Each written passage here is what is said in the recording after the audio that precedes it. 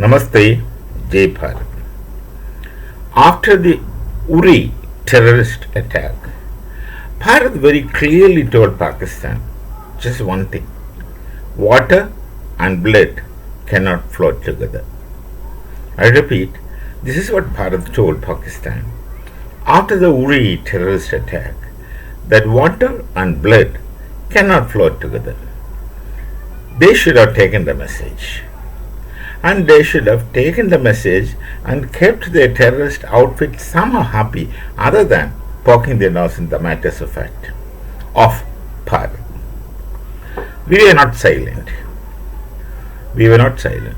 It was one of the mistakes, one of the great follies of Jawaharlal Nehru, who had committed a series of mistakes in his utter glory. This is one of the mistakes, that we have signed this Sindhu Treaty offering 80% of the water to Pakistan, whereas all these rivers, 6 rivers, originate from Bharat, and they have given 80% of facility. Such broad-minded views. Of course, Nehru had always been soft to Pakistan, which has a reason which people should know through history. So we were not keeping quiet after that incident. We somehow wanted to make reparations, of course, and in 2018, the Kishan Ganga hydroelectric project took place in Jhelum. That was in 2018. Then in 2021, the Chenab HEP program was revived. Then, way back in 2016, this Tulbul navigation project, again in Jhelum, was initiated. Then again in 2018, Shapukandi, which is one of the tributaries of Ravi Dam. Then the Uch project in 2020. So we were not keeping silent. We need this water for various purposes of our irrigation. We needed this water. We have magnanimously given it away to Pakistan, and this Pakistan takes people for granted. They thought that it's their right. That's a problem with these nitwits. They think that it's their rights, that they deserve it. What they deserve is a kick somewhere else, which I don't want to say, but they think that they deserve it. They're the rightful owners of everything, because they have a legitimacy nailed behind their minds, which you are supposed to imagine. I am not speaking. They have all these claims. But this dictum, water and blood does not flow together, they should have taken seriously. And they should have managed their terror outfits. Of course, they themselves are the creators of the terror outfits for the entire world, including Osama bin Laden, which everyone knows. But nonetheless, when the time comes, they will go in tears and beg for mercy. I don't know how used they are of begging mercy. And then people give in. People give in their goodwill. And they thrive on the mercy of others. They thrive on the goodwill of others, and thrive in such a manner that after some time they turn back and sting you. Isn't this what precisely happening in Europe? You took all the refugees. Europe has a way of living. Europe has their own culture, their own coexistence, their own way of living, which is modestly decent, as we understand. And these infiltrators you took, not infiltrators, sorry, these refugees you took, and they were these human activists and liberals and left liberals who were waiting at the port, who were holding huge placards, refugees welcome, refugees welcome. This situation we have seen some time back. We have seen these photos and news some time back.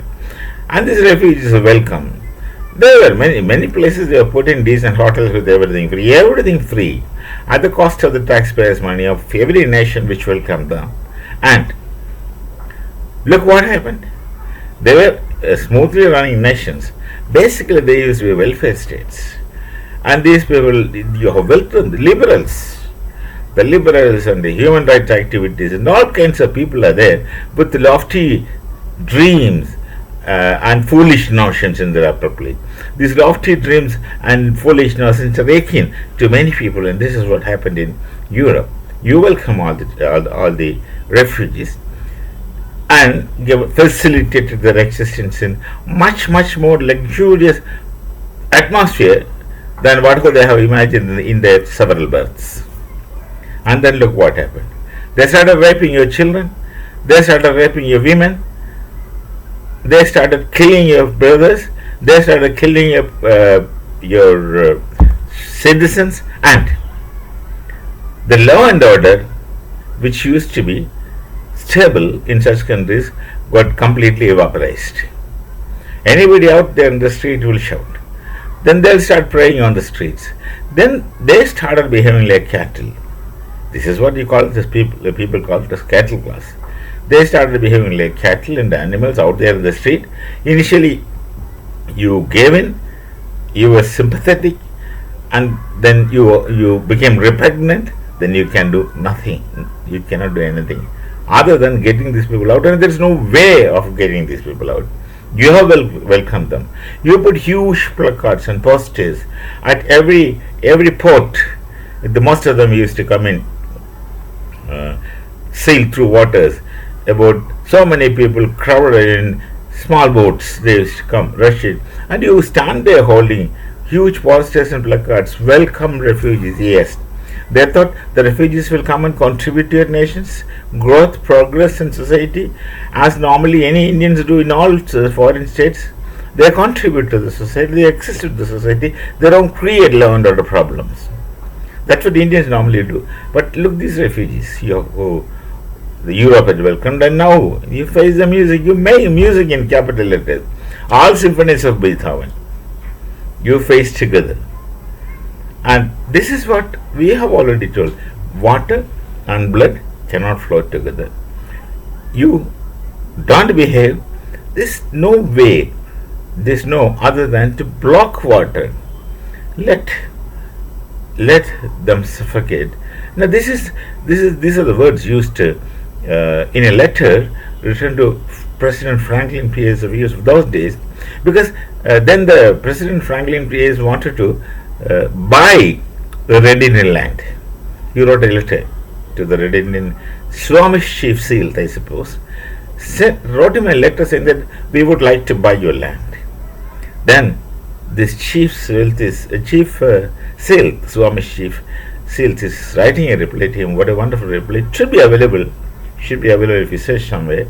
And the letter is so touching. He says, we don't understand the idea of buying and selling of land, water, or air. Simple. The Red Indians, they say, we don't understand your idea of buying and selling of land, water, air. It's common for everyone. And you are asking us to sell my land, but we know, the white man will come under the darkness of the night and take away our land with gunfire. So we have no choice.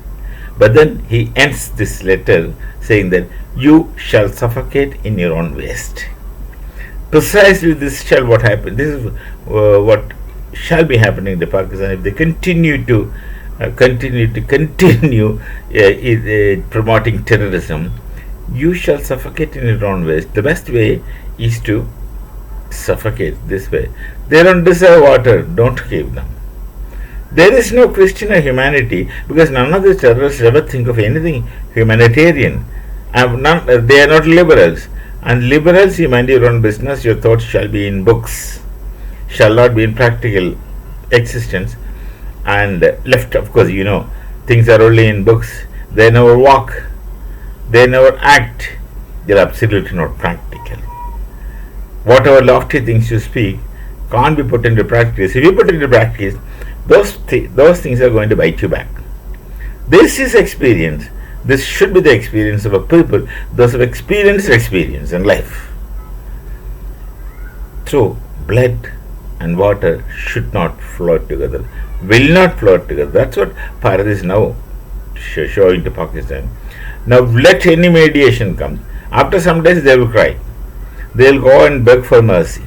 They will cry. They will keep crying, and then many people in the world, if they are coming to Bharat to say somehow stop it. Yeah, then we will stop also normally because that's how sensible people behave. But then this can't be done. This can't be continued. Terrorism, every time they attack, then Pakistan also claims they also have terrorism in their land, but not from us. They have terrorism in their land. They say they have bomb blasts. That's not from any Hindus. That's not from the nation Bharat. We have better things to do other than poking our noses in the matters of others. You may fight one another. The Shia may be blasting the mosque of Sunni, and Sunni may be blasting the mosque of Shia, and both should be blasting, making blasts at the mosque of Ahmadiyya. You have 101 sites. You quarrel one another. You have several reasons to quarrel, because when you contemplate on differences, when you focus on differences, the result is infinite regress. There is no end to differences if you look for differences. There are plenty, and upon each difference, if you tend to fight, you fight until the last man fights himself, because he himself is not one unit. There are multiple units within him. This is the case. So it can't be stopped. This perception of differences and conflict and contradiction can't be stopped. It will continue. We are not interested in the matters of the other people's state. We were not doing terrorism. You have conflicts. You say you are subject to terrorism. It's your own terrorism. We neither manufacture terrorism nor export. Not only we, many nations don't manufacture and export terrorism. Some people do it. Only few people do it, and they are sufficient to poison the entire para milk with one drop of poison. So let me conclude. Blood and water cannot float together. We shall meet again. Namaste. Jai Bharat. Jai Sri Ram.